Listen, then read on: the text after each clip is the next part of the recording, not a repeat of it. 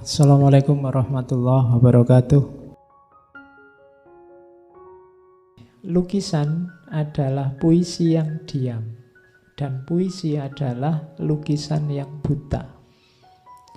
Lukisan adalah puisi yang terlihat tapi tidak terdengar. Puisi adalah lukisan yang terdengar tapi tidak terlihat.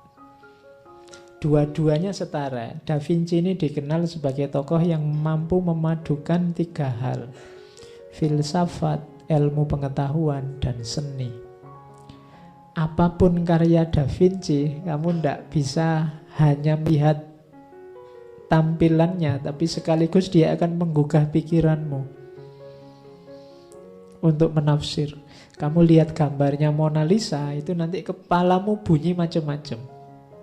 Tidak sekedar lihat gambar, oh perempuan cantik, selesai. Tidak. Membunyikannya beda-beda sesuai kapasitasmu masing-masing. Jadi melihat gambar kayak melihat puisi, kayak seperti ada yang dikatakan. Sementara puisi seperti ada yang digambarkan. Ketika kamu baca puisi, muncul gambaran-gambaran di kepalamu. Jadi katanya Da Vinci, puisi itu kayak lukisan, meskipun tidak ada gambarnya. Lukisan itu seperti puisi, meskipun tidak ada suaranya.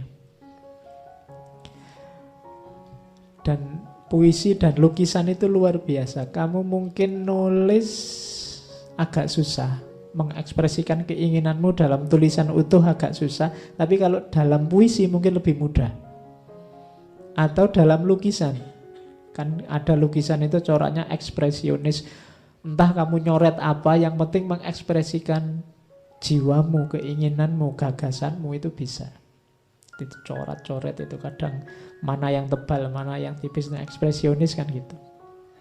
Jadi kalau tidak percaya kamu coba, kalau kamu sedang sumpek, stres, kamu sedang marah atau sedang sangat senang, ngelukis, bikin coretan-coretan. Tidak usah dipikir nanti jadinya gambar apa. Ya insya Allah jelek lah kalau dilihat secara itu. Tapi itu luapan jiwa, itu lebih otentik. Ya, kamu coba. Atau puisi, kalau tidak lukisan ya puisi. Ini bagian dari kecerdasan. Kalau teori otak kanan, otak kiri, bagian dari kecerdasan otak kanan. Hidupkan, misalnya kamu cobalah bikin puisi. Apa yang kamu rasakan, hidupkan dengan puisi. Karena kalau kamu cerita apa adanya secara prosa mungkin agak berat. Tapi kalau puisi bisa. Jadi apalah kamu, satu kata juga tidak masalah. Kan saya pernah ada puisi yang judulnya panjang sekali, tapi isinya cuma satu kata. Jadi judulnya itu malam-malam seorang duda, hujan gerimis, kedinginan, pokoknya panjang terus. Isinya cuma satu kata dan itu pisuan. Itu tok, ini nggak usah tak ucap di sini nanti kamu. Jadi itu saja kan kelihatan mengekspresikan apa yang ada dalam jiwa. Jadi katanya Leonardo da Vinci, lukisan dan puisi dua-duanya mengekspresikan jiwamu. Yang satu terdengar, yang satu terlihat. Kemudian seorang pelukis memiliki alam semesta dalam pikiran dan tangannya. Begitu kamu bisa melukis, dunia ada dalam genggamanmu. Kamu pingin apa? Bisa kamu wujudkan lewat tanganmu kalau kamu pintar melukis. Kamu pingin versi dirimu yang ganteng, gambaran dirimu yang ganteng bisa. Kamu pingin jejer sama artis siapa, gambarlah dirimu jejer. Kalau sekarang pakai Photoshop bisa ya. Jadi begitu kamu pintar ngelukis, dunia ada dalam genggamanmu, alam semesta ada di tanganmu. Katanya Leonardo da Vinci. Oke. Yang tidak pintar ya tidak usah minder. Asal kamu bisa melihat lukisan aja gampang. Kadang-kadang kita itu memahami lukisan kan juga susah.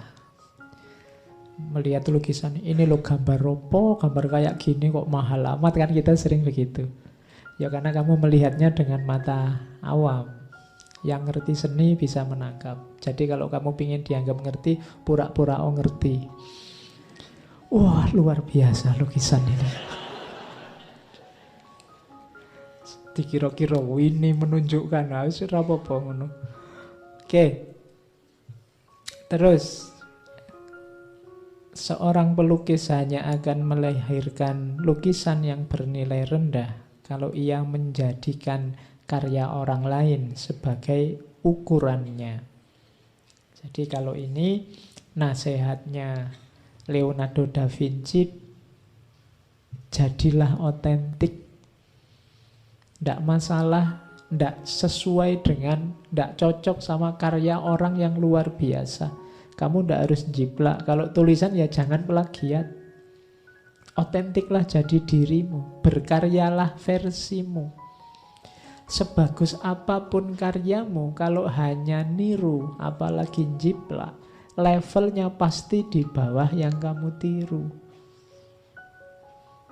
Tidak mungkin kamu besar dengan itu. Dapat keuntungan mungkin iya, kalau tidak ketahuan. Tapi namamu tidak akan besar dengan itu. Bahkan ada kemungkinan namamu akan hancur gara-gara itu. Jadi jangan jadi peniru. Jadilah yang original, yang otentik, versimu sendiri. Itu nasihatnya Leonardo da Vinci. Oke, nasihat pertama itu. Nasihat kedua, seorang pelukis yang menggambar hanya dengan tangan dan mata, tanpa pikiran, itu seperti satu cermin yang meniru apapun yang diletakkan di hadapannya tanpa menyadari eksistensi barang itu. Jadi ini menurut Leonardo da Vinci, melukis itu tidak cuma keterampilan tangan atau keterampilan mata, tapi juga pikiran harus ikut main. Di situ nanti antara lain letaknya originalitas tadi. Kalau pikiran tidak main, ya hasilnya cuma niru, termasuk niru objeknya. Kalau gambar orang persis orang, itu tidak luar biasa. Makanya kemarin waktu kita filsafat seninya Ismail Farabi yang seni tauhid kan itu. Di mana ciri otentiknya seni Islam? Seni Islam itu tidak senang dengan jiplakan. Kalau hanya persis gitu ya, ngapain kamu ngelukis, gambar, capek, difoto aja selesai. Justru otentiknya lukisan itu kalau ada imajinasi dan akalmu bermain. Jadi kuncinya di situ. Oke. Terus kalau ini tentang seni. Katanya Leonardo, kalimat pertama itu, prinsip pengembangan pikiran secara penuh dua. Belajarlah ilmu seni dan belajarlah seni ilmu. Jadi ilmunya seni dan seninya ilmu. Ini penting. Ilmunya seni itu apa? Ya hidupmu biar ndak kaku, biar luwes, biar lentur, harus sedikit-sedikit ngerti seni. Tidak masalah kamu punya selera musik apa, kamu punya selera seni apa, punyalah itu. Karena di antara yang melembutkan jiwa itu seni. Kalau kamu tidak ngerti sama sekali atau tidak minat sama sekali dengan seni, biasanya hidupmu agak kaku, tidak lentur, tidak fleksibel. Jadi untuk dirimu jadi penuh, katanya Leonardo da Vinci, kuasailah ilmu seni. Yang kedua apa? Seninya ilmu. Seninya ilmu itu seninya orang cari ilmu, seninya jalan keilmuan. Jadi ini juga penting, karena yang cenderung kaku biasanya kan ilmu. Pengetahuan itu kan kaku. Agar menarik apa? Pertemukan dengan seni. Kalau sekedar kamu nasihati orang, itu gampang. Kamu tinggal menghafalkan ayat-ayat bagus, kamu tinggal menghafalkan quote-quote luar biasa, terus disampaikan ke orang mudah. Tapi kalau ingin lebih menarik, tautkan itu dengan seni. Mungkin kamu tidak cuma menasehati, tapi nyanyi misalnya. Sambil nyanyi, sambil kamu sampaikan. Oh, itu mungkin orang lebih tertarik. Mungkin sambil gambar. Saya tidak tahu apa ada ya ustadz yang ceramah sambil gambar gitu. Ini saudara-saudara. Loh, itu yang menarik juga. Jangan sampai kita masuk neraka terus gambar neraka. Kayak di komik-komik zaman dulu kan ada itu gambarnya orang disiksa di neraka. Oh, itu unik juga media dakwah yang khas. Jadi ngerti seninya ilmu dan ilmunya seni. Otak kananmu harus hidup. Kadang-kadang ketika seni terlibat, pesannya sederhana, tapi lebih menyentuh. Dibandingkan yang pesannya luar biasa, kalau ditulis bisa berjilid-jilid, tapi tidak menyentuh. Orang yang ngertinya iyalah manduk-manduk, tapi ya biasa aja. Oke, manduk-manduk itu kan tanda dia sudah paham. Berarti tidak luar biasa. Orang sudah paham itu sebelumnya memang dia sudah ngerti, terus diulang orang lain, oh iya kan gitu. Justru lebih dahsyat kalau kamu ngomong yang dengerin geleng-geleng. Itu orang, itu antara kagum sama ya, geleng-geleng itu sama kayak gitu kok diomongkan misalnya. Dan kagum. Jadi geleng-geleng itu perlu ditelusuri. Tapi kalau hanya mengangguk-angguk, kamu ngomong ke orang mengangguk-angguk, itu biasanya yang kamu ngomongkan standar-standar. Tapi kalau orang geleng-geleng, wah itu antara kagum sama melecehkan. Alah, kayak gitu. Kayak gitu kok disampaikan. Oke. Jadi ilmunya seni dan seninya ilmu. Kembangkan panca indramu. Khususnya bagaimana untuk mengamati. Sadari bahwa segala sesuatu berhubungan dengan segala hal yang lain. Everything connected to any other things. Jadi segala hal ini berkaitan, maka bacalah secara utuh, jangan dipotong-potong. Oke, jadilah seniman. Seniman itu apa sih? Seniman adalah orang yang mengamati apa yang oleh orang lain dilihat sekilas saja.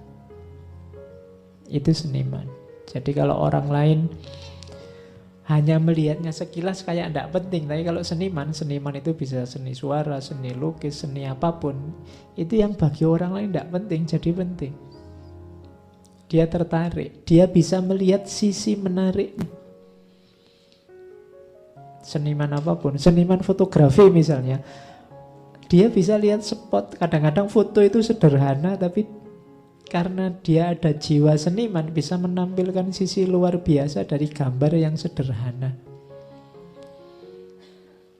Jadi cirinya seniman apa? Bisa menemukan hal menarik dari hal yang biasa-biasa saja oleh orang lain. Oke, ya nanti kamu uji kesenimananmu. Sejauh mana hal yang menurut orang biasa-biasa, kamu bisa menunjukkan sisi menariknya di mana. Oke, terus ya seni adalah ratu dari semua ilmu. Kalau ini biasa promosi karena beliau kan ya seniman, menyampaikan pengetahuan ke semua dunia. Ilmu penting, seni penting, filsafat penting. Yang dahsyat dari Leonardo da Vinci, dia bisa menggabungkan ketiganya. Dan sama kayak tokoh-tokoh jenius sebelumnya, engkau menjadi seniman kalau punya rasa curiosity, rasa ingin tahu. Kalau kamu anggap biasa-biasa semuanya, ya berarti kamu tidak bakat jadi seniman. Penikmat seni juga tidak bakat. Kalau kamu anggap biasa-biasa, itu kan nonton seni juga tidak enak. Kamu nonton film misalnya, filmnya tembak-tembakan, bunuh-bunuhan terus, alah gitu aja teriak-teriak, itu kan pura-pura, cuma acting. Nggak enak. Justru enak kalau kamu bisa menikmati. Alah nggak usah nangis, wong itu cuma film aja kok nangis. Nggak seru ya. Serunya nonton film itu kamu bisa nangis. Ceritanya memang mengharukan. Tapi kalau kamu nontonnya dengan kacamata flat biasa, ya jadinya nggak enak. Nanti ada film apalah horor apa hantu gitu. Alah itu bohong-bohongan itu. Aslinya hantunya ya ndak ada, itu ya aktor yang jadi hantu. Ya kayak gitu ya ndak usah nonton film horor. Wong memang nonton horor itu pengen ditakut-takuti. Oke, nonton horor nanti waktunya hantunya keluar malah merem. Lah terus ngapain nonton kalau takut? Oke, yang bisa menanggapi itu jiwa seni. Kalau jiwa seninya ndak ada ya biasanya ndak nikmat. Hidupnya juga ndak imbang.